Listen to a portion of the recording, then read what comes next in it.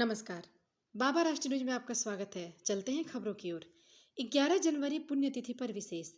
भारत रत्न लाल बहादुर शास्त्री जिनकी पहचान ही थी सादा जीवन उच्च विचार, देश के पहले प्रधानमंत्री जिसने दुनिया को भारत की ताकत का अंदाजा दिला दिया था। सादगी की मिसाल लाल बहादुर शास्त्री जी ने, जिन्हें आप और हम भारत के दूसरे प्रधानमंत्री के रूप में याद करते हैं।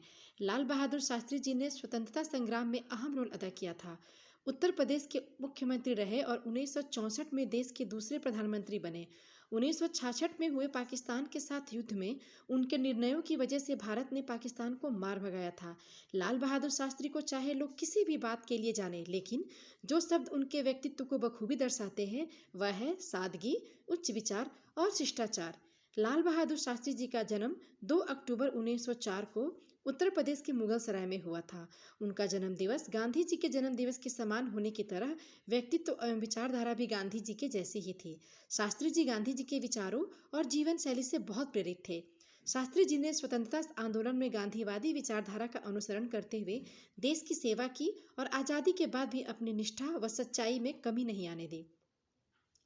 भारत की स्वतंत्रता के पश्चात शास्त्री जी को उत्तर प्रदेश के संसदीय सचिव के रूप में नियुक्त किया गया था। वो गोविंद बल्लभ पंत के मुख्यमंत्री के कार्यकाल में प्रहरी एवं यातायात मंत्री बने। जवाहरलाल नेहरू का उनके प्रधानमंत्री के कार्यकाल के दौरान 27 मई 1964 को देहावसान हो जाने के बाद शास्त्री जी ने 9 जून 1964 को प्रधानमंत्री का पदभार ग्रहण किया। शास्त्री जी का प्रधानमंत्री पद के लिए कार्यकाल राजनीतिक सरगर्मियों से भरा था और तेज गतिविधियों का काल था। पाकिस्तान और चीन भारतीय सीमाओं पर नजरें गड़ाए खड़े थे, तो वहीं देश के सामने कई आर्थिक समस्याएं भी थी। लेकिन शास्त्री जी ने इस समस्या को बेहद सरल तरीके से हल किया। किसानों को अन्नदाता मानने वाले और देश के सीमा प्रहरियों को प्रति उनके अपार प्रेम ने हर समस्या का हल निकाल दिया। जय जवान जय किसान के साथ उन्होंने देश को आगे बढ़ाया। जिस समय वह प्रधानमंत्री बने उस साल 1965 में पाकिस्तानी हुकूमत ने कश्मीर घाटी को भारत से छीनने की योजना बनाई थी, लेकिन शास्त्री जी ने दूरदर्शिता दिखाते हुए पंजाब के रास्ते लाहौर में सेंध लगा पाकिस्तान को पीछे हटने पर मजबूर कर दिया।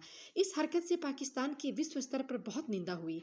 पाक हुकूमत ने अपनी इज्जत बचाने के लिए तत्कालीन सोवियत संघ से संपर्क साधा, जिसके आमंत्रण पर शास्त्री जी 1966 में पाकिस्तान के साथ शांति समझौता करने के लिए ताशकंद गए।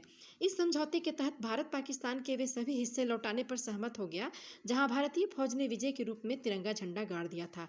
इस समझौते के बाद दिल का दौरा पड़ने से 11 जनवरी 1966 को ताशकंद में ही शास्त्री जी का निधन हो गया। हालांकि उनकी मृत्यु को लेकर आज तक कोई आधिकारिक रिपोर्ट सामने नहीं आई है। उनके परिजन समय समय पर उनके मौत पर सवाल उठाते रहे हैं। यह देश के लिए एक शर्म का विषय है कि उसने इतने काबिल नेता की मौत का कारण आज तक साफ नहीं जान पाया।